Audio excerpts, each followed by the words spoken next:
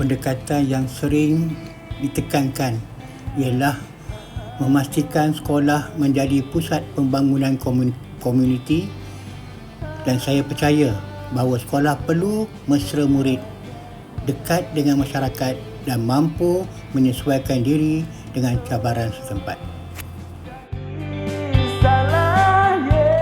Kepada semua sahabat-sahabat, rakan-rakan, batin-batin, anak-anak murid yang saya kasihi, selamat menyambut Hari Orang Asli atau Orang Asal di Malaysia ini.